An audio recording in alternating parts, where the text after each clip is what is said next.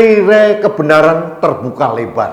Ternyata pembunuhan Ustadz Ahmad atau Alek tidak terkait dengan komunisme atau fobia komunisme. Jadi para Bani Kadrunia hati-hati menuduh, asal saja menuduh.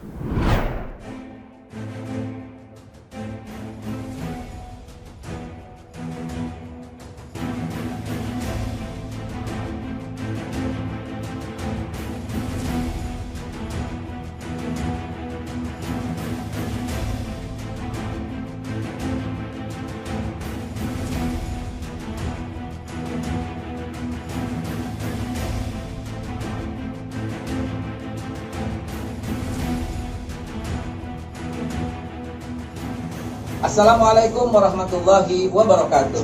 Sahabat dimanapun Anda berada, berulang kali ulama, ustadz, yai, habib ada yang ditendang, ada yang ditusuk, ada yang ditembak, ada yang dikeroyok, ada yang disakiti. Insya Allah. Halo sahabat Indonesia, kita bertemu lagi dalam Opini Rudi di akhir pekan. Sahabat Indonesia, tanggal 19 September tahun 2021 ada seorang ustadz namanya Ustadz Ahmad atau Alek. Itu ditembak oleh orang tak dikenal. Itu Ustadz Ahmad ini atau Ustadz Alek ini baru saja selesai menjalankan ibadah sholat maghrib, katanya begitu. Nah, ditembak kemudian dari pinggang menjadi dada dan almarhum meninggal dunia. Nah, hebohlah dunia persilatan, terutama Bani Kadrunia dan terutama orang yang terjangkit dengan fobia September tentang komunisme. Wah, ini adalah cara-cara komunisme. Ini adalah cara-cara sama dengan PKI pada waktu tahun 65. Wah, ini adalah kriminalisasi ulama. Wah, macam-macam. Tuduhannya macam-macam. Akhirnya sampai sang bos yang mulia Haikal Hasan membentuk barisan penjaga ulama, orang yang bodyguard besar-besar. Wah, luar biasa. Karena itu narasi yang dibangun adalah ini adalah kriminalisasi kepada ulama, dan ini seolah-olah adalah ulah dari kaum komunis gitu ya. Ini wah, sampai polisi gelagapan macam-macam. Ini ada apa? Karena ini kalau menjadi opini yang menyebar ke seluruh Indonesia ini berbahaya. Ada lagi kemarin di Makassar ada orang menyerang mimbar masjid. Nah, ini cara-cara komunis lagi. Aduh. Kok gampang yo sampean ngomong komunis. Memang sampean tuh ngerti komunisme seperti apa? Sampean ngerti tentang PKI gitu. Nah, PKI ini memang pernah menjadi organisasi sah di negeri ini dan melakukan 2 kali kegiatan kudeta, tahun 48 di Madiun dan tahun 65 di Jakarta. Nah, tahun 66 PKI dan antek-anteknya wassalam secara resmi dibubarkan oleh negara. Ada TAP MPRS dan sampai sekarang masih berlaku. Habis total. Saya harus akui hebat Presiden Soeharto waktu itu. Tuntas dia menghabisi orang-orang PKI, meskipun saya juga bingung bahwa tidak semua orang yang dihabisi itu adalah terindikasi PKI. Dan akhirnya yang terjadi di beberapa media terjadi pembunuhan massal pada waktu itu pasca tahun 65. Ada yang bilang 1 juta orang meninggal. Ada lagi yang lebih spektakuler, 3 juta orang meninggal pasca 65. Nah, ini udahlah, ini bahasan yang lain. Saya kembali membahas dengan cara-cara PKI tadi yang dituduhkan sekarang ini. Kasihan Pak Polisi, bahwa kriminal ini seolah-olah fobia PKI sedang marak gitu ya. Bangkitnya hantu komunisme. Nah, apa yang terjadi? Ternyata Mbak Gletek nggak jelas. polisi menangkap orang yang berinisial M di Tangerang. M ini ternyata adalah otak dari pembunuhan Ustadz Alek atau Ustadz Ahmad. M tidak membunuh langsung, tapi dia menyuruh pembunuh bayaran dengan bayaran 50 juta atau berapa untuk membunuh sang Ustadz Alek. Nah, pertanyaannya, kenapa M ini kok membunuh Ustadz Ahmad atau Ustadz Alek? Ternyata ada ceritanya. Ustadz ini ternyata sudah lebih dari 20 tahun, termasuk pengakuan dari ketua RW setempat, berpraktek sebagai paranormal dan dukun. Nah, terkait dengan M, ternyata 11 tahun yang lalu, mohon maaf ini, istri dari M ini ditiduri oleh Ustadz Ahmad.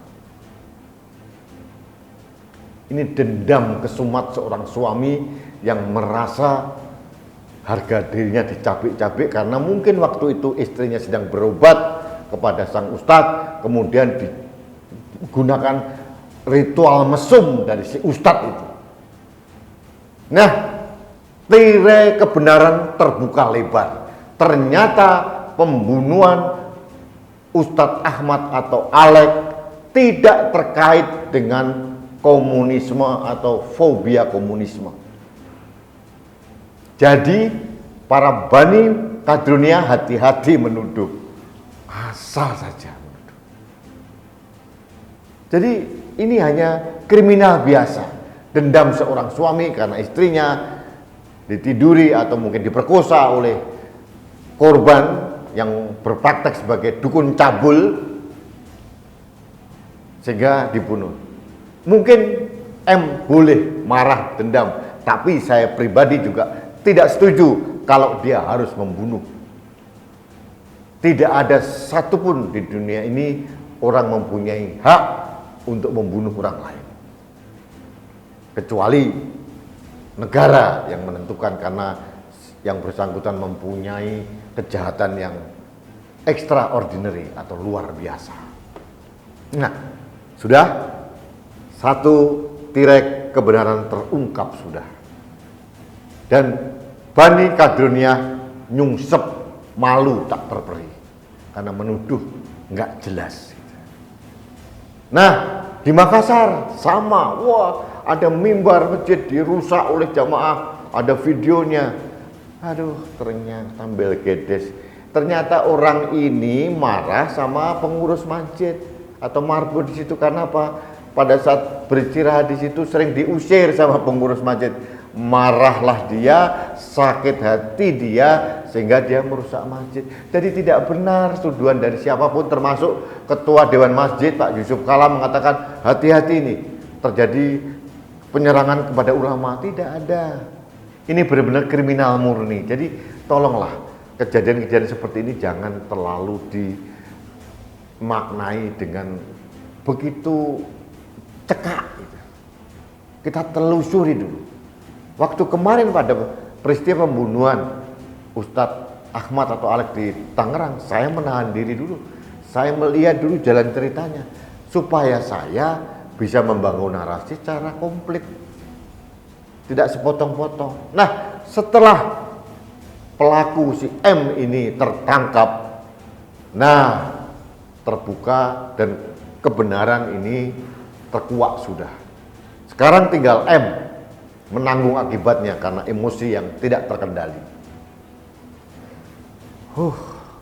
Indonesia menjelang bulan September, nah sekarang sudah beralih ke Oktober. Rasanya lega sebetulnya saya meninggalkan bulan September ini. Karena seperti biasa tahun-tahun sebelumnya, September sampai tanggal 30 September ini selalu ada tuduhan ke sana kemari. Kemarin Pak Gatot menuduh si TNI disusupi komunisme karena hanya patung yang dipindahkan oleh pemiliknya, oleh inisiatornya. Ada lagi tuduhan kriminalisasi ulama, macam-macam. Ternyata semuanya Belgedes, gitu, hanya kriminal biasa. Saya mengatakan bahwa ini adalah narasi yang diciptakan oleh kelompok-kelompok tertentu untuk memanfaatkan, memancing suasana kegaduhan di negeri ini. Secara pribadi, saya berduka atas meninggalnya Ustadz Ahmad. Saya mengucapkan semoga keluarganya diberikan ketabahan.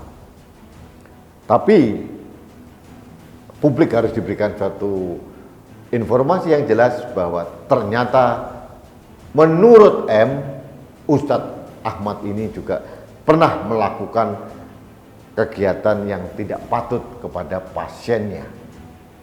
Dalam hal ini istri dari M, dan ini biarlah polisi mengungkap apakah yang sebenarnya terjadi. Yang jelas pada kasus Makassar, kasus di Tangerang, tidak ada tindakan kriminalisasi ulama.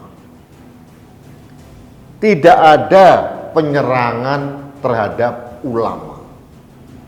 Ini juga membantah tuduhan dari Pak Yusuf Kalla, Ketua Dewan Masjid Indonesia, bahwa banyak ulama terancam. Ini tidak benar untuk terkait dengan kasus Tangerang maupun di Makassar atau mungkin kasus yang lain. Semuanya hanya kriminal murni. Jadi kebetulan saja korbannya adalah Ustadz. Ini yang jadi bermasalah. Baik sahabat Indonesia, demikian opini saya menceritakan sesuatu yang sudah terjadi, dan saya hanya ingin mengatakan opini kali ini saya adalah judulnya menguak tabir kebenaran, supaya para Bani Kadrunia ini sadar, tidak asal tuduh. Dan yang terakhir, giliran Ustadz Haikal Hasan bagaimana membayar para bodyguard yang sudah direkrut itu, ulama mana yang akan didampingi oleh para bodyguard besar? Apakah para bodyguard ini akan memakai baju koko dan pakai kopiah? Saya tidak tahu, tapi menurut saya tindakan Haikal Hasan lebay. Baik sahabat Indonesia, demikian opini saya untuk akhir pekan ini. Saya berharap Anda selalu sehat bersama keluarga di akhir pekan ini. Salam hormat saya untuk keluarga Anda.